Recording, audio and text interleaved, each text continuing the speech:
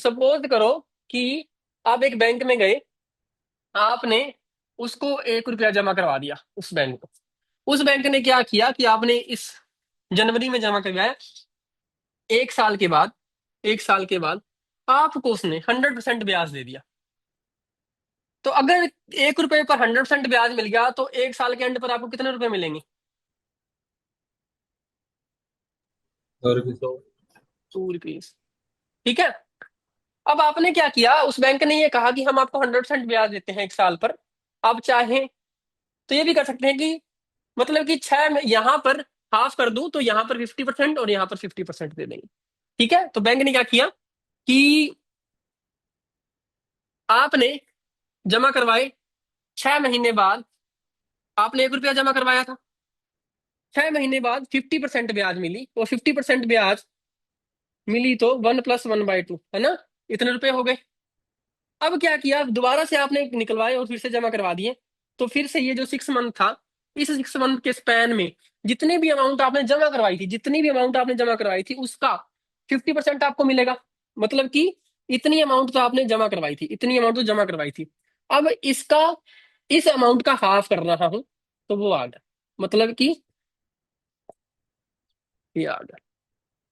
फिर क्या हुआ कि वो जो बैंक था उसने कहा कि आप चाहो तो 100% हम पूरा दे रहे हैं, आप इसको 3 पार्ट में डिवाइड कर सकते हो कि 4 मंथ, जैसे कि सपोज करो 4 मंथ के बाद, यहां पर आपने जमा करवाया, 4 मंथ के बाद हम आपको 1/3 दे देंगे। पूरे पर 1 दे रहे हैं, यहाँ पर 50%। तो यहाँ अगर आपने थर्ड पार्ट लिया है तो 1/3 हम आपको अमाउंट दे देंगे। ठीक है। तो आपने 1 रुपया जमा करवाया था, तो यहां पर आकर के 1/1 इतना है ना, 1 रुपया था उसका 1/3 आप ऐड कर दोगे। फिर से आपने पैसे निकलवा करके जमा करवा दिए, जमा करवाया आपने, तो ये 4 मंथ पर था, ये आपने 8 मंथ पर कर दिया। 8 मंथ पर जब आप निकलवाओगे तो ये अमाउंट आपने जमा करवाई थी, इस अमाउंट का 1/3 आपको और मिलेगा। ये अमाउंट तो मिलेगी ही मिलेगी, प्लस 1/3 इसी अमाउंट का। ठीक है। तो ये तो कितना हो ये जाएगा? कंपाउंड इंटरेस्ट वाला केस हो गया ना। हाँ, कंपाउंड इंटरेस्ट की बात ही कर रहा हूँ, हाँ वही है। ठीक है, कंपाउंड इंटरेस्ट हमको मिल रहा है। तो इतनी अमाउंट हमने फिर से निकलवाई, फिर से जमा करवा दी, तो फिर ये 12 मंथ पर आ गया। 12 मंथ पर इतने पैसे हमने जमा करवाए यहाँ पर, तो यहाँ पर जब आए तो ये पैसे हमने ओरिजिनल जमा करवाए और इसका 1/3 हमें और मिलेगा। तो 1 + 1/3 प्लस 1/3 इसका मिलेगा। तो ये, तो इसको जब आप सोल्व करोगे तो 1 + 1/3 का क्यूब आ जाएगा। ठीक है। इसी तरीके से चलते जाओगे। आपने क्या किया कि यहां पर आपने पर मंथ आप जमा करवाने लग गए। तो आपने 1 रुपया जमा करवाया, पहले ही मंथ में आपने निकलवाया, तो आपको 1/12 मिल गया। फिर से करवाओगे यहां पर, तो यहां पर 1 + 1/12 तो आपने जमा करवाया था, प्लस 1/12 पार्ट जितना आपने जमा करवाया था। तो इसको जब आप सोल्व करोगे तो स्केयर, तो एट द एंड यहां पर आपके पास 1 + 1/12 का 12 मिल जाएगा। ठीक है।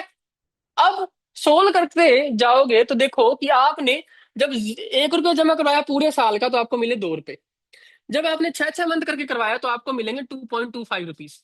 2 रुपए थे, यहाँ पे 2.25 रुपीज मिल गए। कंपाउंड इंटरेस्ट है ना, कंपाउंड इंटरेस्ट इसीलिए ही लिया जाता है एक्चुअली में। मतलब जो साहूकार हुआ करते थे, मतलब ये वाला जो कंसेप्ट है एक लेमैन को नहीं समझ में आता है। मतलब आपसे कह दिया जाए कि हम आपको कुछ पैसे दे रहे हैं, हमने 1 साल का 10% ब्याज लगाया। अब जो देने वाला है, सपोज मैंने किसी को पैसे दिए, मैंने बोला कि आपको मैं 10% पे दे रहा हूँ, है ना, जैसे ये 100% पे मिला है, 100% इन द सेंस 100% पे। फिर मेरे दिमाग में ये आया कि मुझे कंसेप्ट पता है, मैं बोलूंगा कि आप ऐसे कीजिए, पूरे साल का 10% मत लगाइए। आप 6 महीने बाद अगर मुझे देंगे तो 6 महीने के मैं 5% ही लगाऊंगा। तो जो लेने वाला है उसको ये लगेगा कि हाँ यार, कि अगर मैं 6 महीने में पैसे दूं, 1 साल में ना दूं, 6 महीने में पैसे दे दूंगा तो 5% ही लगेगा। तो वो इस अगर बात पर राजी हो रहा है तो कहीं ना कहीं वो कंपाउंड इंटरेस्ट के फेर में आ रहा है, क्योंकि आप देखो कि पूरे साल का जो पैसा है वो 100% की ब्याज पर 2 रुपए मिल रहा है। अगर 6 6 महीने करके दे रहा हूँ कि यहाँ पर 50% देना है, यहाँ पर 50% देना है, तो 2.25। सिमिलरली और छोटा मैं करता जाऊं तो ये जो पैसे हैं, अगर आप ये वाली जो चीज देखोगे कि अगर आपने पर मंथ शुरू कर दिया तो 1 + 1/12 की पावर 12, ये अप्रोक्सीमेट होगा 2.6 9। ठीक है, इस तरीके से 1/112 को छोड़ करके आप सोचो कि यार कि हर वीक मुझे पैसे मिलने लग जाए, तो आपके पास क्या हो जाएगा? आपने हर वीक कर दिया तो 1 + 1/52 की 52, ये आपके पास 2.63 समथिंग आ जाएगा। ठीक है, बढ़ रहे हैं मतलब पैसे। पर वीक आपने कर दिया, वीक से आप डेज पर आ गए, तो 1 + 1/365 टू द पावर 365, इसको अगर आप करोगे तो 2.69 के आसपास आ जाएगा। इस तरीके से पर डे आप लेने लग गए, पर आवर कर दो, पर मिनट कर दो, पर सेकंड कर दो, हर एक इंस्टेंट पे आप पैसे मतलब कंपाउंड इंटरेस्ट ले रहे हो। तो वहां पर आपके पास अगर ये था तो एन था, एन आप उस मूवमेंट पर पैसे ले रहे हो, तो वहां पर जो लिमिट हो जाएगी वो क्या हो जाएगी? इनफाइनाइट। हर एक मूवमेंट पर आप पैसे ले रहे हो, तो ये आपके पास एक नंबर के इक्वल हो जाएगा 2.718। ठीक है, इस तरीके से करते जाओ, इस तरीके से बनाते जाओ, तो ये आपके पास एक नंबर आ जाएगा, और इस नंबर को नाम दिया गया था ई। ठीक है, आइलर नंबर इसको बोला जाता है। और थोड़ी सी और दे दूं मैं इन्फॉर्मेशन की, जो ई वर्ड है इसीलिए नहीं यूज किया जाता कि आइलर ने इसको दिया है, नहीं ऐसा नहीं है। ये जो सबसे पहले गोस से आई थिंक उन्होंने इस नंबर का इस तरीके से उन्होंने कुछ निकाला, कंपाउंड इंटरेस्ट के बारे में कुछ कुछ पता किया। उन्होंने ये देखा कि अगर इस तरीके से कंपाउंड इंटरेस्ट लिया जा रहा है, तो वो जो 2.71, ये जो जो भी नंबर आएगा, ये नंबर <3 होगा और ग्रेटर देन 2 होगा। ये कंफर्म कर लिया उन्होंने। उसके 50 साल बाद आए थे आइलर। आइलर ने एग्जैक्टली ये नंबर की वैल्यू 2.718 ऐसे करके कुछ निकाली, 18 या 19 डिजिट तक निकाली। ठीक है, उन्होंने जस्ट ऐसे यूज किया कि कोई अल्फाबेट यूज करना था तो उन्होंने ई यूज कर लिया, और कॉन्सिडेंटली उनका नाम भी ऐसा सही कुछ होने लग गया था। ठीक है, तो ये था नंबर। अब देखो कि मैंने आपको ये क्यों बताई है स्टोरी, कि हमने अभी ई के बारे में कुछ न कुछ चर्चा की थी। तो अब इसी कंसेप्ट को अगर आप और करोगे कि 1 + 1/n to the power n, ये limit approach and tend to infinity. अब आप ये कंसेप्ट बताने का मेरा रीजन ये था कि हमारे पास अभी एक नंबर था 1 - 1/10,000 की पावर 2000।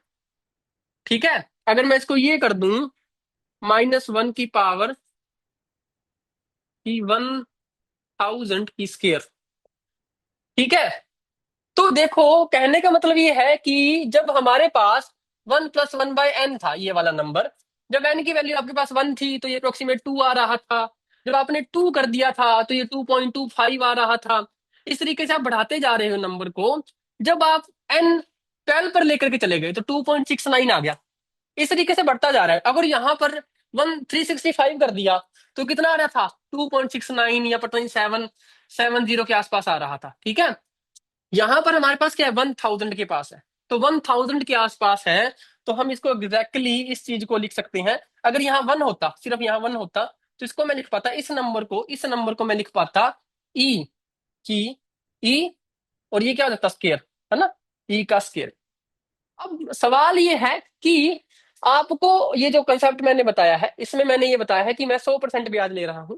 अगर मैं 200% ब्याज लेता तो यहाँ पर 2 आ जाता, यहाँ पर 2 आ जाता, समझ रहे हो? अगर 300% लेता तो यहाँ पर 3 आ जाता, तो ऐसे ही चलता जाता।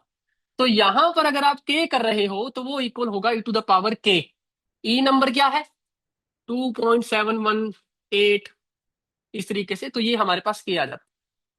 सरप्राइजिंग की बात यह है कि के को आप नेगेटिव भी ले सकते हो।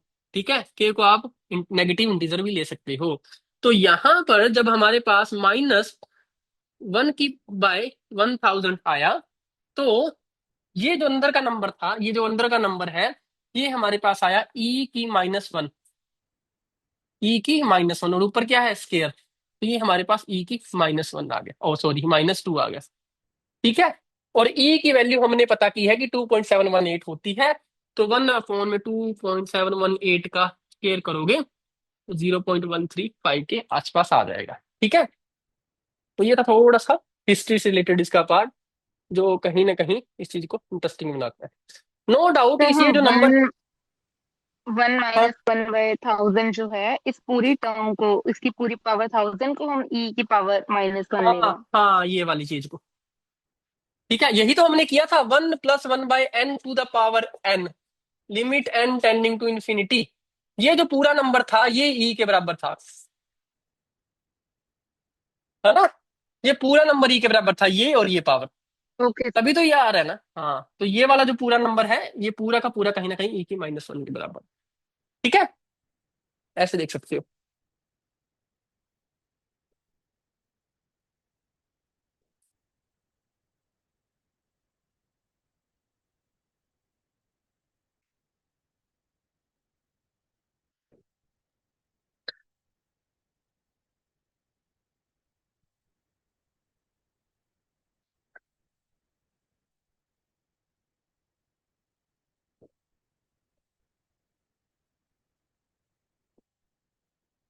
और देखो क्या है, देखो ई जो था, ई की एक्स फंक्शन की हम बात कर रहे थे, ये एक अच्छा फंक्शन क्यों माना जाता है कि देखो कि इसका अगर ग्राफ बनाओगे ना, तो ये ई की एक्स का ग्राफ है। अगर यहां पर आपने कोई भी नंबर ले लिया, सपोज ये x0 नंबर ले लिया है, तो ये जो एरिया है, इस एरिया को अगर आप कैलकुलेट करोगे तो वो ई की पावर x0 ही आएगा। आई डोंट नो कि आपको ये समझ में आएगी चीज नहीं आएगी, ये इस फंक्शन की यूनिक प्रॉपर्टी है कि आप कोई भी इनपुट दोगे, उस फंक्शन में पुट करोगे इनपुट, तो वही एरिया आपके पास आ जाएगा एग्जैक्टली exactly। और किसी भी फंक्शन में ऐसा नहीं होता है। तो ये भी हमारे पास एक्सपोनेंशियल जो फंक्शन है कहीं ना कहीं अपने आप में इंपॉर्टेंट हो जाते हैं। उसके बाद में ई को आपने ये भी देखा होगा, है ना? होता है ना, ई की पावर x1 + x² इस तरीके चलता जाता है। तो ई को 1 रखेंगे तो आपके पास ये एक्सपेंशन आ जाती है। तो कहीं ना कहीं बहुत सारा काम किया गया इस नंबर के ऊपर, और डिफरेंट डिफरेंट काइंड की एक्सपेंशन इसके ऊपर आई हैं। और आपकी मतलब हम बहुत मैथमेटिक्स करते हैं, उस मैथमेटिक्स में बहुत ज्यादा अपीयर भी होता है कि कहीं ना कहीं हमारे पास डिफरेंट काइंड की सीरीज होती हैं। जब हम उनको देखते हैं एक कॉम्पैक्ट फॉर्म में, हमें पता चलता है कि इसमें ई जो है वो इंट्रोड्यूस हो रहा है। फिर इसके बाद हमारे पास और भी इंटरेस्टिंग फैक्ट इसके बाद आ जाते हैं कि लोग ई आ जाता है, लोगरिथमिक फंक्शन डिफाइन कर दिया जाता है।